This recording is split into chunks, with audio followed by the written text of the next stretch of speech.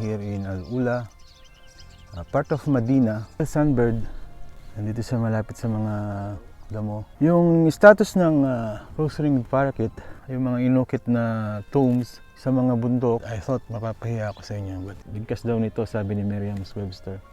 Ito lang chinek ko.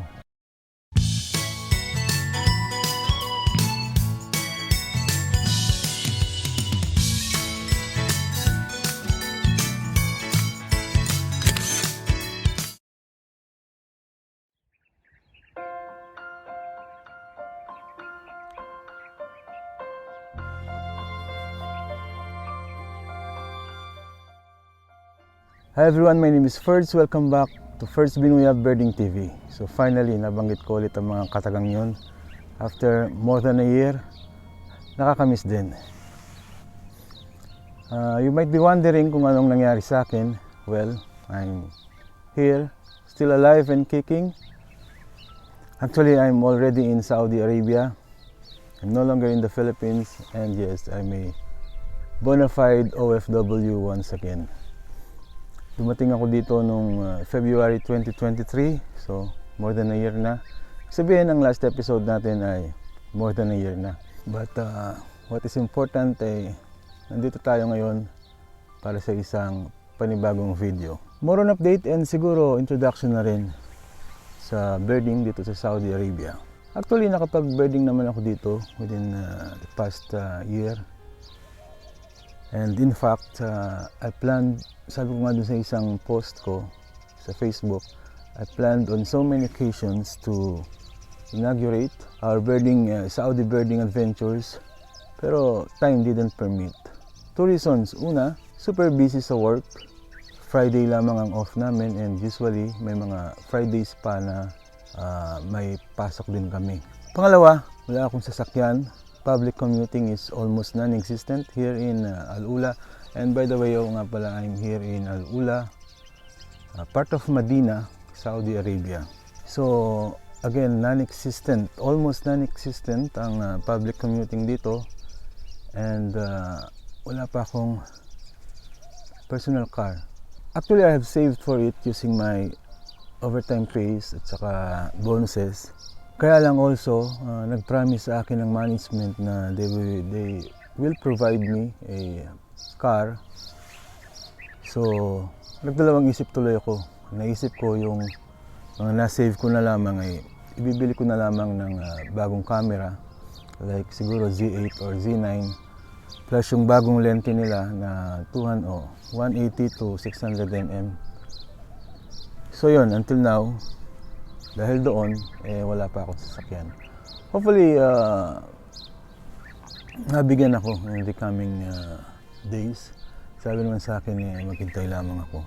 Kapag nangyari yun, siyempre magkakaroon na tayo ng kahit pa paano ng time to bird more.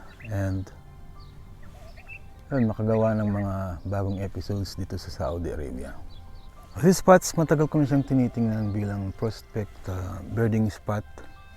Dumadaan kasi kami dito tuwing papasok sa aming trabaho. Sometimes, syempre tumitingin-tingin ako ng mga pwedeng mapuntahan to bird. At itong ang place na ito, ang isa sa mga naisip kong magandang puntahan. Maliit lang siya, medyo tago at nakikita niyo naman may mga puno, may mga grass, scrub yata ang tawag sa mga ito. So, I think maganda siya for birding.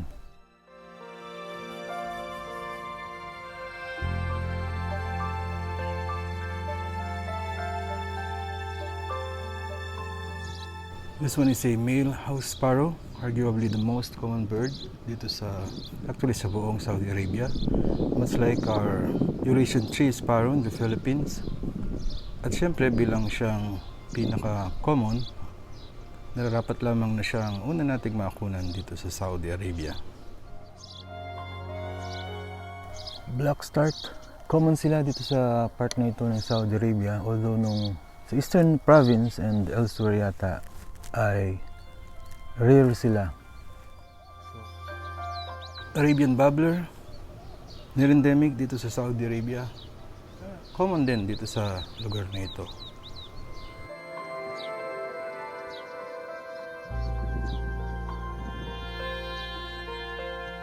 Laughing dove, another very common bird dito sa Al-Ula and sa buong Saudi Arabia. Counterpart ito ng zebra dove sa atin sa Pilipinas.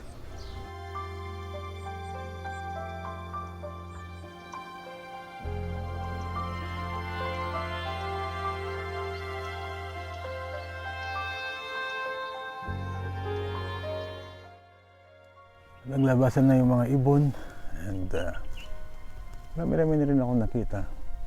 So far, ang pinaka highlight na nakita ko ay yung I think it's a rose-ringed parakeet. Kahapon actually I was here before sunset. Nagpunta ako dito para i-scout na rin itong place at saka to get my bearing kasi matagal din akong hindi nakapag-birding. Imagine the last time na nag-bird ako was in November pa yata. So ngayon lang ulit. Proper birding at least. Bumalik yung parakeet. Sana mas lumapit siya. And nagpunta siya sa tuktok. Anyway, this parakeet, nakita ko rin siya dito kahapon along with the family of Palestine sunbird. There was a family kahapon. Actually, nandito yung nakita na natin yung male, adult male. Kaya lang bilang sunbird, alam niyo naman yung mga sunbird, mahirap videoan. Narinig niyo yun ay yung parakeet. Nakakita rin ako ng lesser white-throat. Ano yung mga yun? Migrant. So, apparently nandito pa sila. Pero super active din yun at mahirap videohan. Graceful Prinia, nakakita na rin ako. Again, mahirap videohan. Arabian Serin or yung tinatawag na olive-backed Serin. Meron ding dumaan dito sa likod ko. Super active din, maliliit. Hirap videohan. Para na ako silang plaka tuloy. Black Scrub Robin. This one palagay ko may hirapan tayo. Ito yung counterpart naman ng Maria Capra sa atin. Pa-mysterious kumbaga. Parang nagiging at ease na yung mga ibon. Malapit-lapit na sila sa akin. Yung female sunbird, nandito siya malapit sa mga damo. Nandun pa rin yung dalawang lovers na parakeet. Yung status ng rose-ringed parakeet dito sa Saudi Arabia ay katulad ng status nila sa atin. So introduced species lamang sila. Finally, nagtigil din itong black scrub robin na to. Actually, there's more than one of them. Meron siyang kasama. Meron siyang juvenile din. Ang ibong ito, bihirang-bihira ko siyang makuna ng picture na maayos. Let alone video. At least ngayon, tumigil siya kahit sandali lamang.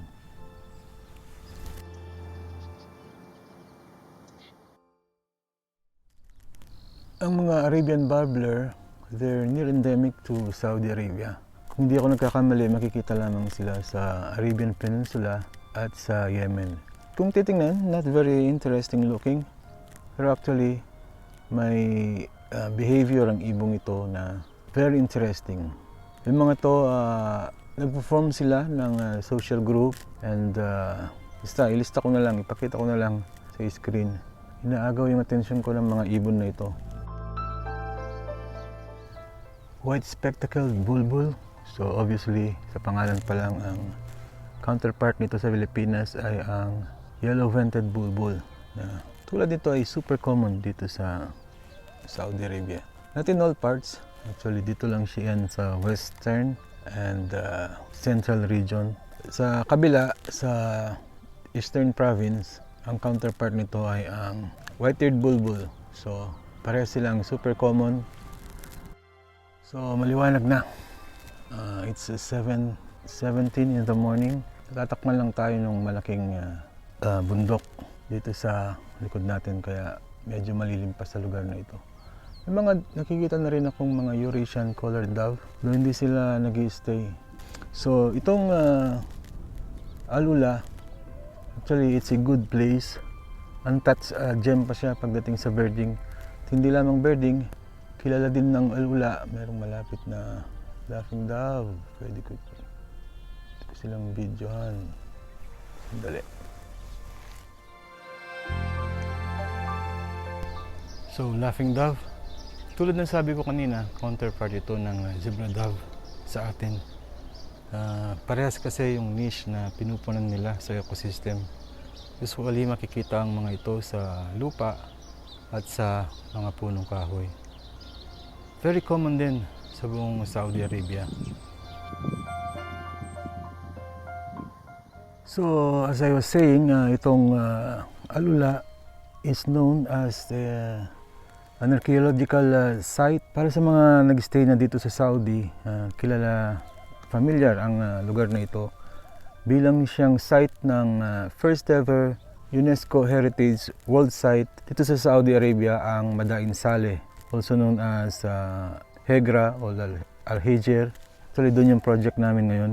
Ito yung, kung alam niyo yung Petra, yung mga inukit na tombs sa mga bundok, so ganun din yung Madain Saleh. Today is Eid Al-Fitr holiday nga pala. It's the 4th day, also Friday. Actually kaya ako nakalabas ngayon dahil may colleague ako na mabait na nagpahiram ng sasakyan sa akin. Kasi nagtungo siya sa Jeddah. So pinahiram niya yung sasakyan niya sa akin for 1 day.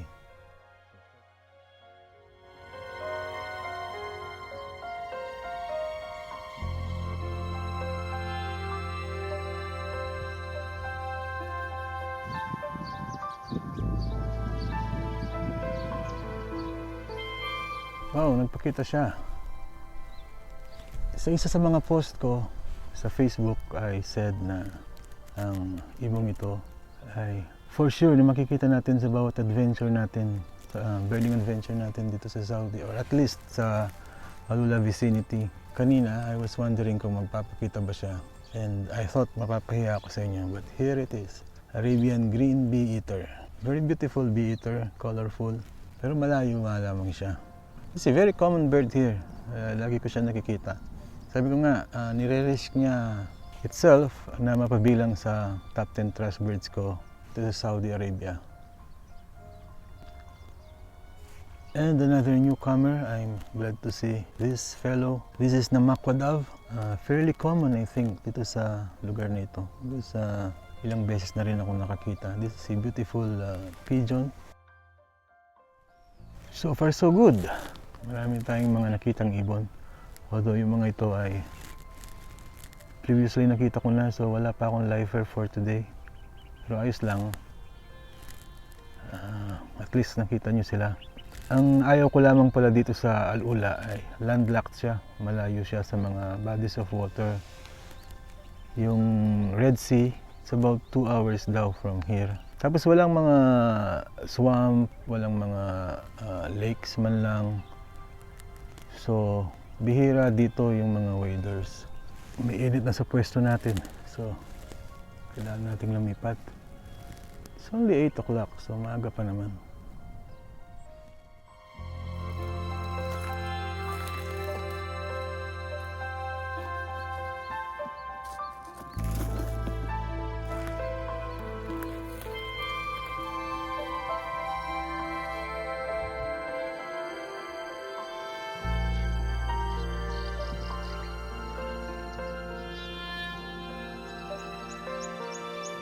Another bird na akala ko ay hindi magpapakita sa atin ngayong araw na ito, ang Eurasian hoopoe. Medyo malayo nga lamang.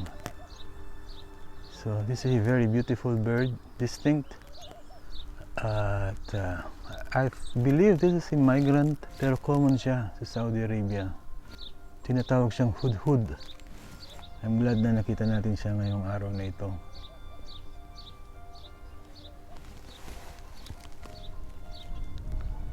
I believe these are fan-tailed raven. Common din sa lugar na ito. Merong dalawang uri ng raven akong nakikita dito, itong fan-tailed at yung brown-necked raven.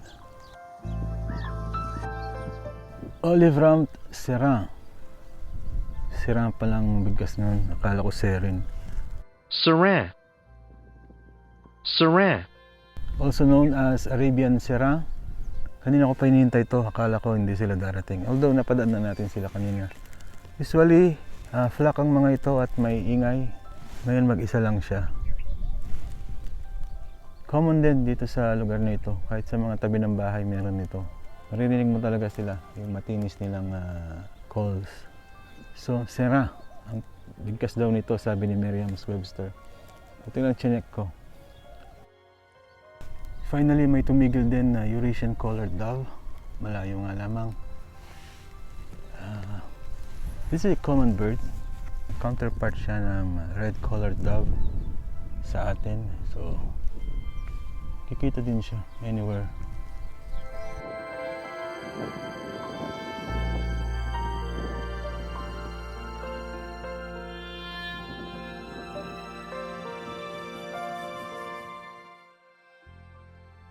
And yes, I guess we can call it a day na. So, it's about 9:30, 9:40. Nag-subside na rin naman yung activity ng mga ibon. Gusto ko lamang magpasalamat sa mga nagstay sa akin kahit matagal akong nawala. Thank you all. I appreciate you all. Actually, gustong-gusto ko talagang gumawa ng mga vlog kasi I enjoy it naman. And at the same time, I feel like somehow, obligasyon ko rin sa inyo na mga followers na mag-upload ng mga video kahit paminsan-minsan lang. But then, may mga dahilan naman kung bakit hindi ako nakagawa nitong nakaraang taon actually. And to be honest, hindi ko alam kung kailan masusundan ang episode natin ito. Siguro few weeks, few months. Pero isa lang ang masisiguro ko, pagpapatuloy natin ito. Dito man sa Saudi, sa Pilipinas, pag nagbakasyon ako, or kahit sa mang sulok ng mundo na mapadpad tayo. So again, maraming salamat sa inyong lahat. Kung hindi pa kayo nakapag-subscribe, please subscribe na. And tinitiyak ko sa inyo, marami pa tayong mga ibon na pagsasamahan. So again, tagal kong hindi nabanggit ito. Hanggang sa muli, see you next time.